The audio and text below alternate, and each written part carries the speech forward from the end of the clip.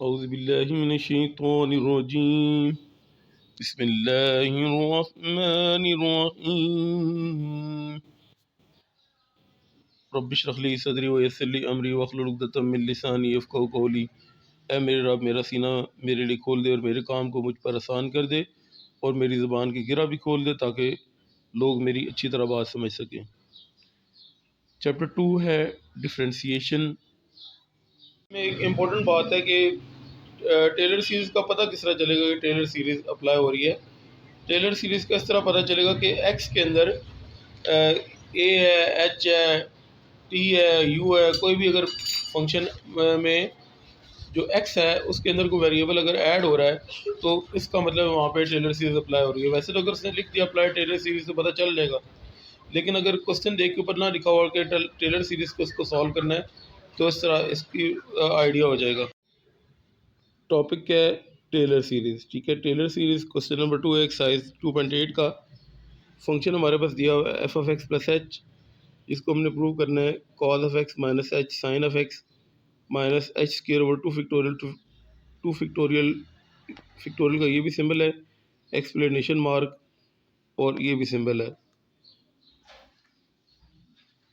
X square over 2 factorial into cos of x plus h cube over 3 factorial sine of x. आपने क्या करना है, पहले ये टेलर सीरीज प्रूव करनी है और उसको प्रूव करना है कैलकुलेट कॉस 61 की वैल्यू फाइंड करनी होगी। अब हमारे पास टेलर सीरीज़ का सबसे पहले फार्मूला आपने याद रखना है। जिस तरह मैं क्लॉरेंट सीरीज़ का फार्मूला याद करने की ट्रिक बताई थी, क्वेश्चन में जितनी एक्स की पावर रिक्वायर्ड है उतने आपने डेरिवेटिव लेने और सब में ज़ीरो पुट करना था। मैक्लॉरेंस सीरीज़ के बाद टेलर सीरीज़ में क्या करना है, क्वेश्चन में देखें एच की कितनी पावर रिक्वायर्ड है। एच की पावर 3 है तो हमें 3 डेरिवेटिव फाइंड करने होंगे। यहाँ पे एच भी हो सकता है, ए भी हो सकता है, ठीक है, वो वेरिएबल कुछ भी हो सकता है। तो जितनी पावर रिक्वायर्ड है उतनी ही डेरिवेटिव फाइंड कर ले, लेकिन ज़ीरो पुट नहीं करना, क्योंकि पहले पुट नहीं करना टेलर सीरीज़ के अंदर, लेकिन मैक्लॉरेंस सीरीज़ में ज़ीरो पुट करते हैं। उसमें भी यही था कि जितनी एक्स की पावर होगी उतने ही डेरिवेटिव फाइंड करने होंगे और उन सब में ज़ीरो पुट करना होगा। जितना डेरिवेटिव होगा उतनी एक्स की पावर होगी उतना ही फैक्टोरियल डिवाइड होगा। ये मैक्लॉरेंस सीरीज़ को याद करने की ट्रिक बताई थी। टेलर सीरीज़ में भी इसी तरह ही है कि जितनी एच की पावर होगी उतने ही डेरिवेटिव मल्टीप्लाई होंगे और उतने ही फैक्टोरियल डिवाइड होंगे, लेकिन इसमें ज़ीरो पुट नहीं करते। इस तरफ F of x plus H लिखना है। यहाँ पे एक्स के ऊपर कोई डैश नहीं लगी हुई, यानी कि कोई डेरिवेटिव नहीं है, ठीक है। और एक्स यहाँ पे हम एच की पावर ज़ीरो लिख सकते हैं और ज़ीरो का फैक्टोरियल डिवाइड भी कर सकते हैं, क्योंकि ज़ीरो का फैक्टोरियल 1 होता है। यहाँ पे एच की पावर 1 है, नीचे 1 का फैक्टोरियल लिख सकते हैं, ठीक है। 1 का फैक्टोरियल भी 1 होता है। एफ़ के ऊपर एक डैश है, जितनी एक्स के ऊपर डैश होगी, ठीक है, एफ़ के ऊपर डैश होगी उतने ही डेरिवेटिव होंगे और उतना ही फैक्टोरियल डिवाइड होगा, जिस तरह मैक्लॉरेंस सीरीज़ में बताया था। एफ़ के ऊपर कितनी डैशेज़ हैं, 2 डैशेज़ आपको नज़र आ रही हैं, और एच की पावर भी 2 है और नीचे 2 का फैक्टोरियल डिवाइड हो रहा है। उसके बाद नेक्स्ट टर्म अगर हम देखते हैं, एच क्यूब है ओवर 3 फैक्टोरियल और एफ़ के ऊपर आपको 3 डैशेज़ नज़र आ रही हैं, यानी कि जितनी एच की पावर है उतना ही डेरिवेटिव मल्टीप्लाई हो रहा है, उतना ही फैक्टोरियल डिवाइड हो रहा है। ये फार्मूला याद करने की ट्रिक है।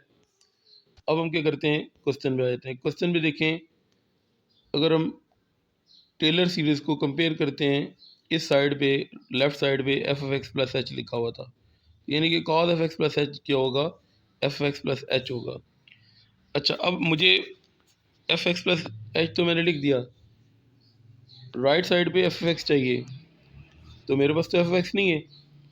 तो अगर मैं x प्लस एच की जगह पे x लिख दूं ताकि एफ एक्स आ जाए, या एक और बात, अगर मैं h और h को कैंसिल कर देता हूं, चले एक ट्रिक है। वैसे x प्लस एच की जगह पे x हमने पुट करना होता है। अगर मैं h और h को रिमूव करता हूँ, एफ एक्स किसकी इक्वल आ जाएगा, एफ एक्स के बाद बच्चे कन्फ्यूज़ होते हैं सर ये रिप्लेसमेंट क्या है। तो ये एक ट्रिक है कि अगर हम h और h को रिमूव कर दें तो एफ एक्स किसकी इक्वल होगा, कॉस ऑफ एक्स की इक्वल आ जाएगा। अब फंक्शन हमारे पास आ गया, हमने डेरिवेटिव फाइंड करने, कितने डेरिवेटिव फाइंड करने, 3। डी बाई डी इसका मतलब है डेरिवेटिव। कॉस ऑफ एक्स का डेरिवेटिव क्या होता है, माइनस साइन ऑफ एक्स होता है, और एंगल का डेरिवेटिव साथ मल्टीप्लाई होता है। ये मैं आपको फुल फार्मूला दिखा देता हूँ। कॉस एक्स का derivative minus sine x, angle x है उसका derivative D x of x 1 होता है, इसलिए लिखने की ज़रूरत नहीं है, मेन फार्मूले आपको दिखा दिया है। कॉस का डेरिवेटिव आ गया माइनस साइन एक्स, एक्स का डेरिवेटिव 1 होता है, लिखने की ज़रूरत नहीं है। डी बाई डी एक्स का मतलब है derivative F dash of x का। डी बाई डी एक्स किसका डेरिवेटिव लेंगे? साइन एक्स का। माइनस 1 तो कोफिएंट है, कोफिएंट को डेरिवेटिव से बाहर लिखना होता है। साइन का डेरिवेटिव कॉस होता है, ठीक है, माइनस कोफिएंट है वो एज इट इज़ आएगा। फुल फार्मूला दिखा देता हूँ। साइन का डेरिवेटिव कॉस होता है, एंगल एक्स है उसका डेरिवेटिव साथ मल्टीप्लाई होता है, एक्स का डेरिवेटिव 1 होता है, लिखने की ज़रूरत नहीं है। तो साइन का डेरिवेटिव कॉस आ गया, माइनस 7 कोफिएंट था। एफ डैश का डेरिवेटिव क्या होता है? F double dash of x होता है, क्योंकि पहले डेरिवेटिव हो चुका है, दोबारा डेरिवेटिव लेंगे तो एफ के बाद 2 डैशेज आ जाएंगी। 2 डैशेज रिप्रेजेंट कर रही हैं 2 डेरिवेटिव को। दोबारा फिर डेरिवेटिव लेंगे D by D of cos x. Cos x का डेरिवेटिव भी बताया था माइनस साइन एक्स होता है, एक्स का डेरिवेटिव 1 होता है, लिखने की ज़रूरत नहीं है। माइनस जो ये कोफिएंट था ये साथ लिखा जाएगा।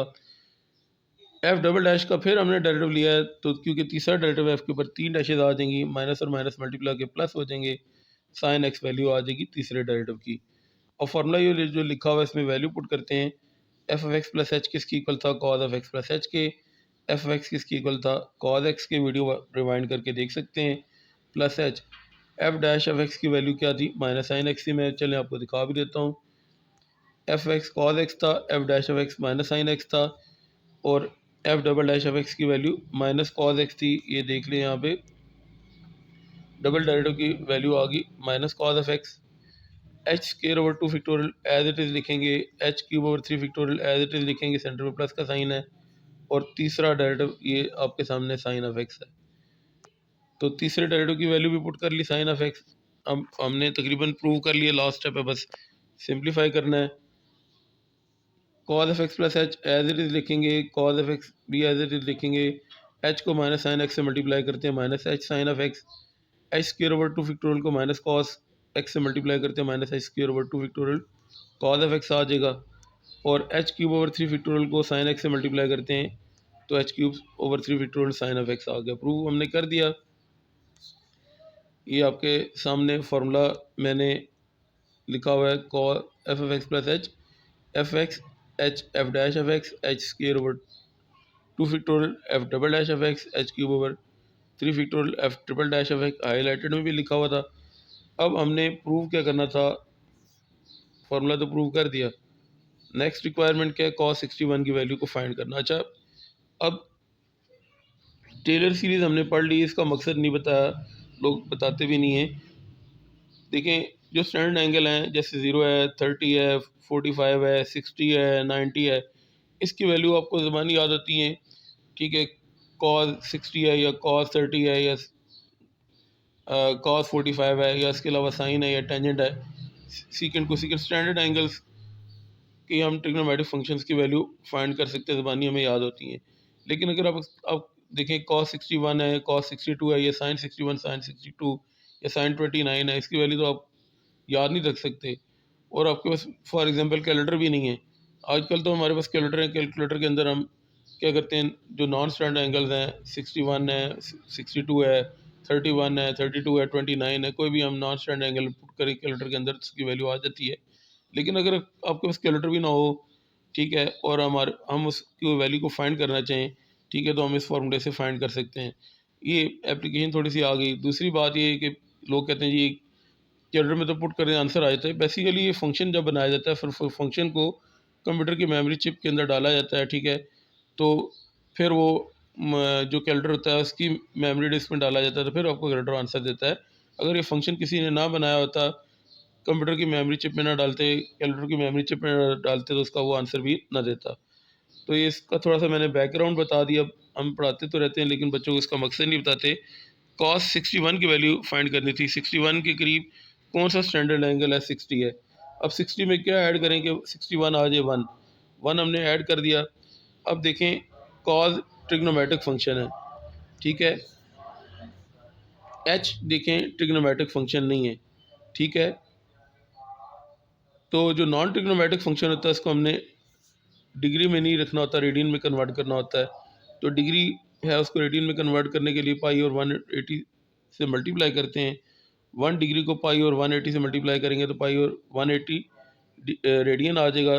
पाई की वैल्यू होती है 3.1416 या 3.14 या 22/7, उसको 180 पे डिवाइड करेंगे तो 0.01745 रेडियन में आपके पास आंसर आ जाएगा। ठीक है, फार्मूले में वैल्यू पुट करने लगे हैं।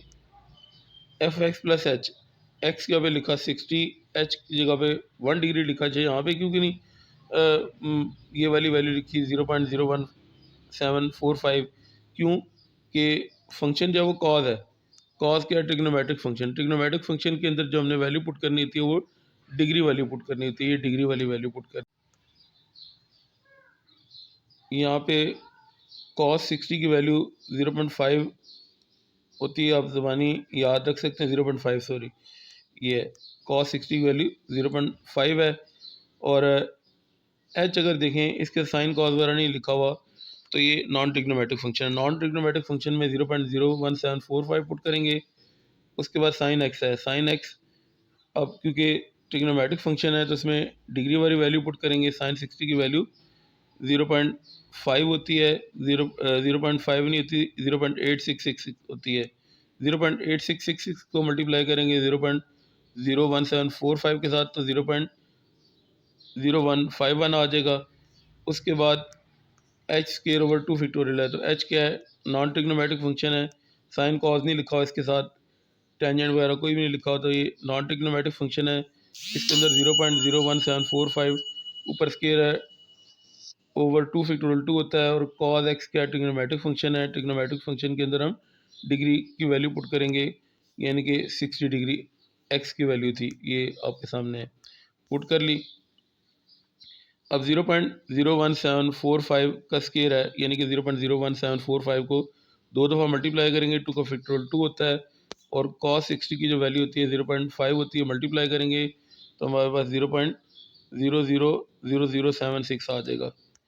एच का क्यूब है, एच के साथ साइन कॉस वगैरह नहीं लिखा हुआ, ये नॉन ट्रिग्नोमेट्रिक फंक्शन है, इसलिए इसके अंदर रेडियन वाली वैल्यू 0.1745 ऊपर क्यूब और 3 का फैक्टोरियल 6 होता है, और साथ साइन एक्स आपको नज़र आ रहा है, तो साइन एक्स क्योंकि ट्रिग्नोमेट्रिक फंक्शन है तो इसके अंदर डिग्री वाली वैल्यू पुट होगी साइन 60 डिग्री।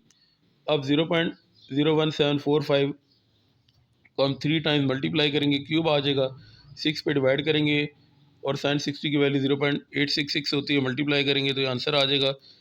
आप टाइम बचाने के लिए कैलकुलेटर का इस्तेमाल कर सकते हैं, सारी वैल्यूज़ कैलकुलेटर में पुट करेंगे ये भी, ठीक है, और फिर उनके डिफरेंट आंसर्स रिस्पेक्टिवली आ जाएंगे। लेकिन अगर कैलकुलेटर बिलफर्ज ना हो तो हम स्केयर का मतलब क्या होता है? 2 टाइम्स मल्टीप्लाई करना, 2 पे डिवाइड करना, और फिर इसके साथ कॉस 60 की वैल्यू 0.5 होती है, मल्टीप्लाई करके आंसर आ सकता है। और क्यूब का मतलब होता है उसको 3 टाइम्स मल्टीप्लाई करें, 6 पे डिवाइड कर दें, और साइन 60 की वैल्यू 0.866 होती है, मल्टीप्लाई करेंगे आंसर आ जाता है। तो बगैर कैलकुलेटर के आप ये सारी वैल्यूज भी फाइंड कर सकते हैं। 0.5 में से 0.15 0.0151 उसमें से माइनस करेंगे 0.000076, और उसमें ऐड करेंगे 0.000006 टाइम है 76।